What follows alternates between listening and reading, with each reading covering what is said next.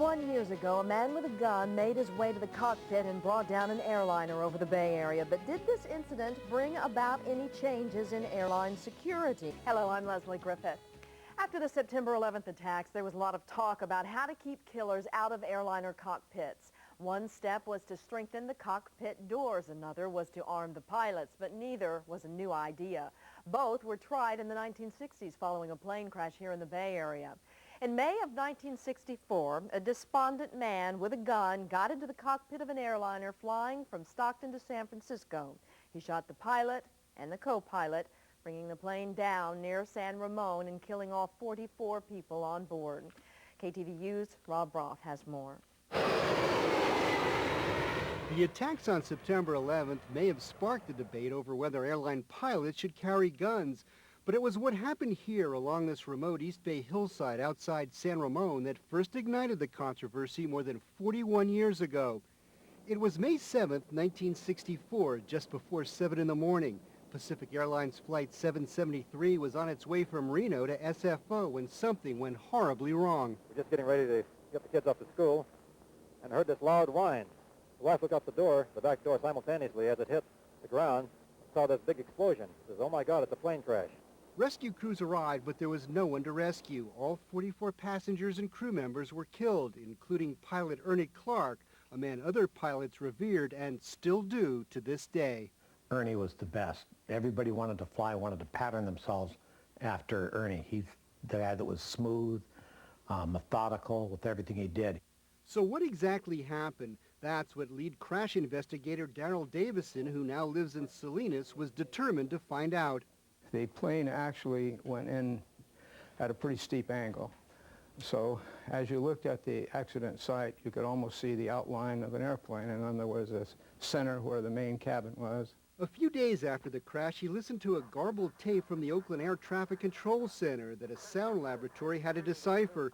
It's a final message from co-pilot Ray Andrus, almost impossible to interpret with the naked ear. Radar contact lost. Turn right heading 270, maintain 5,000.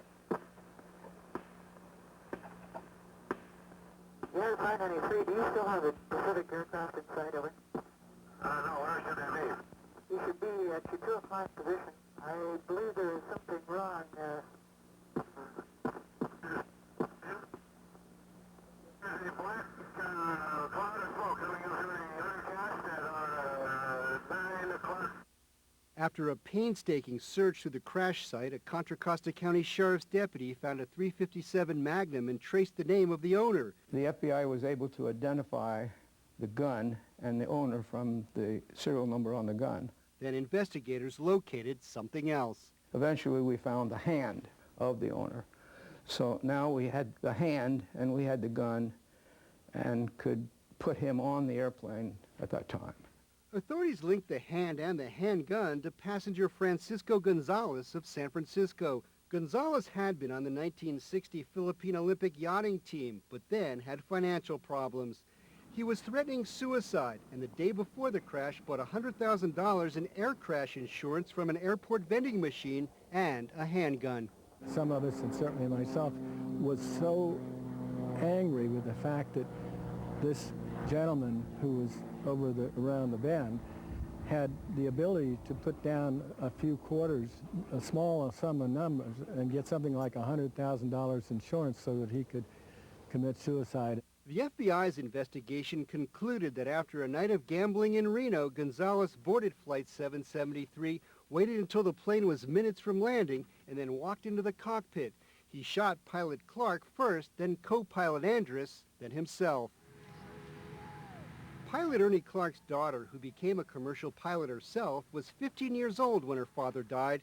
She said the results of the investigation put to rest any rumors. At the time, I was so relieved because I had heard media people saying, well, Captain Clark was really distraught.